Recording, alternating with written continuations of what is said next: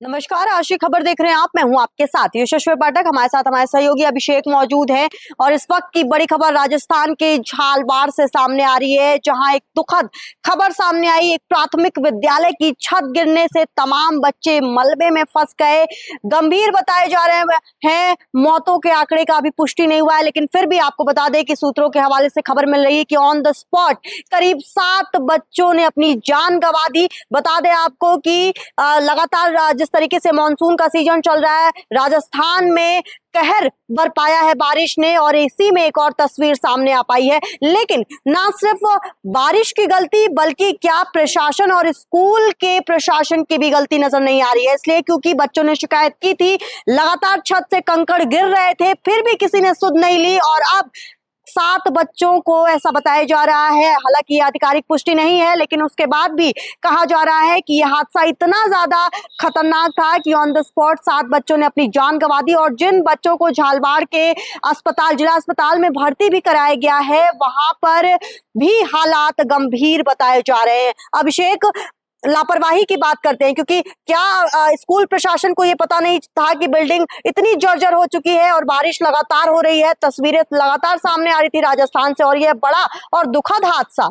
जब लगातार स्कूल प्रशासन ये कह रहा था कि ये भवन जर्जर है और लगातार ये शिकायतें शिक्षा विभाग के पास जा रही थी, तो उसके बाद से जब ये हादसा होता है तो कहीं ना कहीं ये बड़ी लापरवाही शिक्षा विभाग की मानी जाएगी। यशस्वी, जिस तरह से देखिए, अगर जो स्कूल प्रशासन वो शिकायत ना करता, कलेक्टर के पास चिट्ठी ना लिखता, पत्र ना भेजता, तो कहीं ना कहीं स्कूल प्रशासन की जिम्मेदारी होती। लेकिन जब स्कूल प्रशासन ने सारी तरीके से जिम्मेदारी निभाई, जब भवन जर्जर था, जब गिट्टियां क्लासरूम में गिर रही थी, बच्चे लगातार शिकायत कर रहे थे, उसके बाद ये नजरअंदाज किया गया, तो कहीं ना कहीं ये बड़ा हादसा माना जा रहा है और लापरवाही माना जा रहा है। जिस तरह से लापरवाही का भेद चढ़े जो 7 मासूम, कहीं ना कहीं इनकी पूर्ति नहीं कर सकती कोई भी सरकार हो, कोई भी विभाग हो। अब जिन गरीब घर के बच्चे वहां पे शिक्षा ग्रहण के लिए जाते थे, वो कहीं ना कहीं मायूस, उनके उनके उनके जो पेरेंट्स हैं, उनके ऊपर मायूसी देखने को मिलता है उनके चेहरे पे। जिस तरह से 7 बच्चों की मौत होती है और अभी आधिकारिक पुष्टि नहीं है, हालांकि आंकड़ा बढ़ सकता है। जिस तरह से बताया जा रहा था, ये 7वीं क्लास के बच्चे थे, 2 क्लास चल रही थी, जिसमें 71, कुल मिला के 35 बच्चे 2 कक्षाओं में बैठे थे। उसके बाद जो छत थी वो गिरने लगी। उसके बाद जब छत एक बैग गिरी तो वहां भागने का मौका नहीं मिला। यशस्वी, जिस तरह से देखिए, अब खबर आ रही कि 7 बच्चों की अभी मौतें हुई, लेकिन अभी ये जब आधिकारिक पुष्टि नहीं हुई है, धीरे धीरे जब ये आंकड़ा बढ़ेगा, घायलों की जो संख्या वो काफी बड़े नंबर में बताई जा रही है, और घायल जो है वो छोटे मोटे घायल नहीं, काफी गंभीर रूप से घायल है। तो कहीं ना कहीं जो मौत की संख्या वो और बढ़ सकती है। लेकिन अब इसमें राजनीति भी शुरू हो गई है। विपक्ष लगातार सवाल पूछ रहा है। पूर्व सीएम अशोक गहलोत ने ट्वीट किया, उन्होंने कहा कि दुर्भाग्यपूर्ण है, लेकिन जवाबदेही भी बननी चाहिए। इसके साथ ही अगर बात करें भुजल लाल शर्मा जो मुख्यमंत्री हैं राजस्थान के, उन्होंने कहा कि दुखद है, हम कमेटी बैठाएंगे, हम जांच टीम बैठाएंगे, जहां पर जांच पड़ताल की जाएगी और पता बताया जाएगा कि आखिर किसकी लापरवाही से यह हादसा हुआ है। शिक्षा मंत्री का भी बयान सामने आया, उन्होंने कहा कि जिला अस्पताल में भर्ती कराया जा रहा है और स्वास्थ्य और की जो सेवाएं हैं वो सरकार के धनराशि से की जाएंगी। लेकिन क्या इतना काफी है? क्या विपक्ष और पक्ष के खेल में उन मासूमों की जिंदगी जो हार रहे हैं, और आपको बता दें कि अस्पताल में जो बच्चे भर्ती भी हुए हैं उनकी भी स्थिति बहुत गंभीर बनी हुई है। तो ये कहा जा रहा है कि अस्पताल में इलाज मिले या ना मिले, फिर भी वो अभी हाशिए पर खड़े हैं। क्या पता कि उनके साथ अभी आने वाले वक्त में क्या होने वाला है, क्योंकि स्वास्थ्य के मद्देनजर उनकी हालत इस वक्त बहुत गंभीर बताई जा रही है।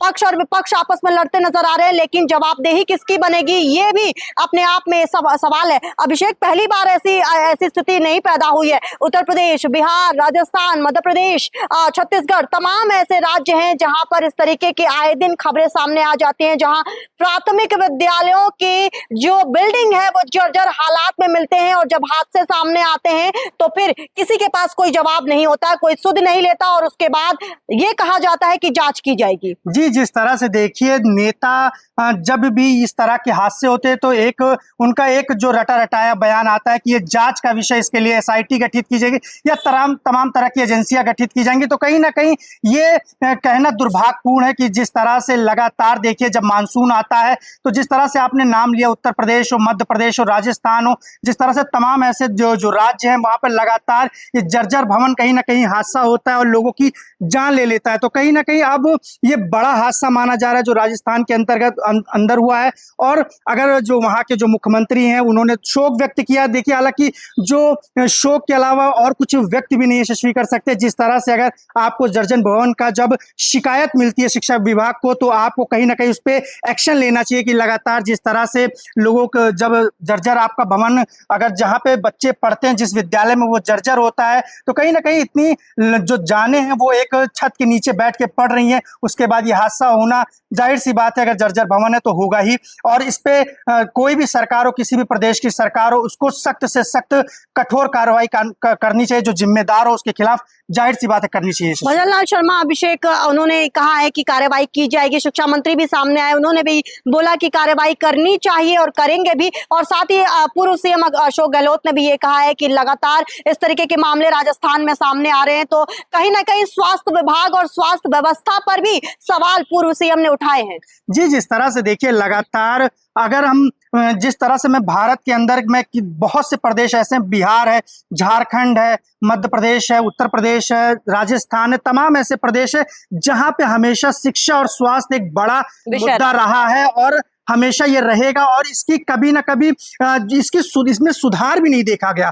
हालांकि जब 90 के दशक से अगर 2000 में बात करेंगे तो थोड़ा सा डिफरेंस दिखता है, लेकिन जो कन्वर्ट होना चाहिए, जो टेक्नोलॉजी स्वास्थ्य विभाग में लानी चाहिए, शिक्षा विभाग में लानी चाहिए, जो भवन का निर्माण करना चाहिए, तो कहीं ना कहीं इससे अछूते रहे ये दो विभाग। और इस पे लगातार ये जो लगातार इस पे हमले भी हुए, लगातार जो लोग इसके जो मौतें लगातार इन विभागों की वजह से मौत भी हुई है। तो ये विभाग भी मौतों का जिम्मेदार है यशस्वी। जिस तरह से लगातार हम बात करें चाहे शिक्षा विभाग के भवन की जर्जर, स्वास्थ्य विभाग में अगर बात करते हैं तो वहां पे बेड की कमी की वजह से, कभी ऑक्सीजन की कमी से मौतें हो रही। तो कहीं ना कहीं अब भारत सरकार में जितने भी प्रदेश हैं उनको इस कम से कम इन दो जो मनुष्य की दो जरूरत चीजें हैं, शिक्षा और स्वास्थ्य, उस पर जरूर काम करना चाहिए। बेसिक नीड की अभिषेक ने बात की है, लेकिन स्वास्थ्य और शिक्षा के में बैठे पहरेदारों पर क्या नहीं सवाल उठने चाहिए, प्रश्न चिन्ह उन पर नहीं उठने चाहिए। कब तक लोग जवान अपनी जो जान है वो गवाते जाएंगे, कब तक ऐसे एक्सीडेंट सामने आएंगे, कब तक आश्वासन दिया जाएगा, कब तक जांच की टीमें बैठेंगी और कब तक